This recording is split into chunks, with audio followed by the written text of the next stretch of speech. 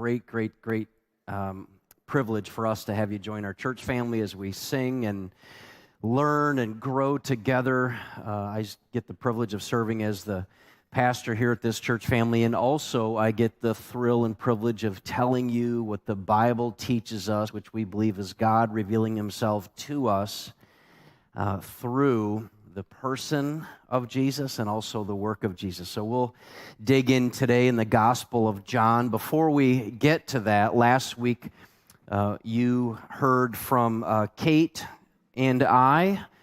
Kate serves on our Kids Central CNY board, and we told you about a need that we have discerned here based on really the upheaval in the back-to-school schedule, the hybrid model, remote learning, and so on. So based on the urgent need and based on the expressed interest, and also based on your response, we have been able to open our preschool this season and also open a school-age childcare program this season. So we're gonna open our doors and our hearts to the neighborhoods and the kids and their families, and we're gonna collect whoever we can, and we're gonna give them socially distanced hugs.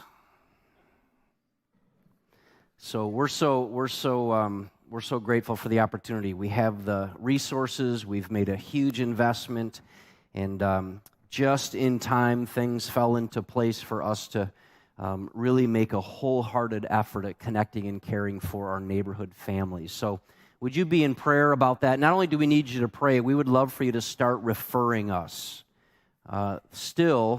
Even in the days and era of social media and so on, the number one source of promotion and connection comes word of mouth.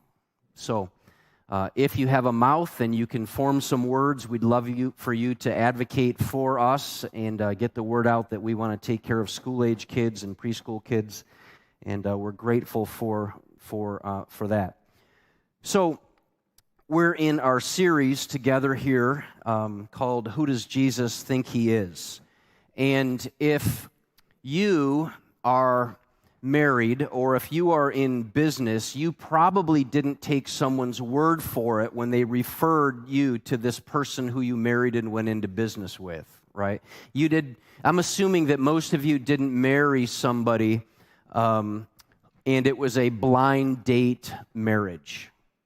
I'm assuming that you didn't get into business with somebody who came highly recommended, but you never met. Because we know, right, that trusting someone else's words about someone is not wise. It tends not to be accurate. By the way, anybody ever met someone and then as you're meeting them and getting to know them, you start thinking to yourself, I misjudged them. Someone told me about them. I heard about them. Now, I know none of you do things like that, but occasionally there are people who get ensnared in those ways, and then you discover I don't really recognize who someone told me they were. And the reason is because when we judge someone on someone else's words, it tends to be distorted, right? It's not really the real picture of who someone is. It also gets diluted. It doesn't help us always understand what version of this person they really are.